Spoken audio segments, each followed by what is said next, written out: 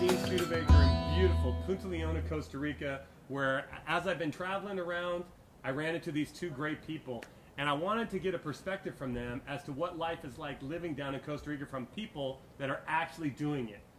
Could you guys maybe give me a little bit of a background, who you guys are, what's your names, where you came from in the United States, that type of thing? Sure. I'm Pete Vanderhoek, and this is my wife, Lisa. We've been here in Costa Rica for 4 years. We came from Southern California, so we're used to the sunshine, but not to the rain. Now, did you folks live here permanently? This isn't like your vacation or second home. You actually decided to move here permanently. Oh, no, we're residents in Costa Rica. We've been here 4 years. Did you actually get residency, or are you in the process of applying for residency? My wife has residency. I have residency, yes. Okay. And I'm in the process. And you're still in process. Position been, because I know a lot of people are always wondering or a little bit nervous or scared or apprehensive to just travel internationally, let alone just pack up and move internationally. How has that, or how did that process go? Was it as hard as you thought, or was it really not that difficult at all to make that transition, to make that leap into international living? Well, the leap itself was pretty easy. And we probably took it a little too cavalier. Yeah. But ultimately getting in here, as long as you're willing to understand that it is a different country, if you're coming to be exactly the same as you were at home, you might as well stay at home. Okay. But here, the environment is a lot slower. Things happen slower.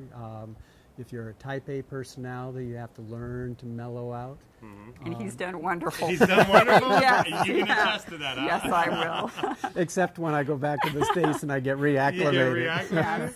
But that's great. Can you kind of give me a little bit of a background as to what's inside this basket? I see all kinds of things. I definitely see coffee, and I see some fresh fruit. Kind of give me a general idea of what are some of the products you have in your gift basket. Well, we tried to keep it as Costa Rican as possible.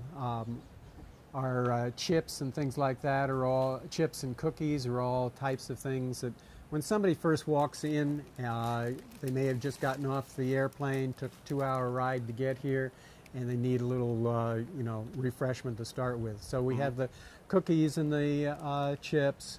We have some fresh fruit, mango and papayas. Papaya there, yes. A couple of bottles of wine for a little bit later to chill out.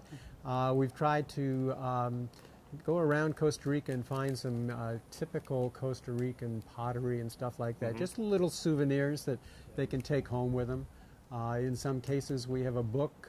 If it's somebody who we know is going to be coming back to Costa Rica, we have a book in there that gives them the opportunity to see the other parts of Costa Rica. Well, this is great. I mean, I travel a lot of different places, and we've rented a lot of different houses, and I've never had a welcome basket in the house. So this is quite a beautiful and wonderful thing that you do.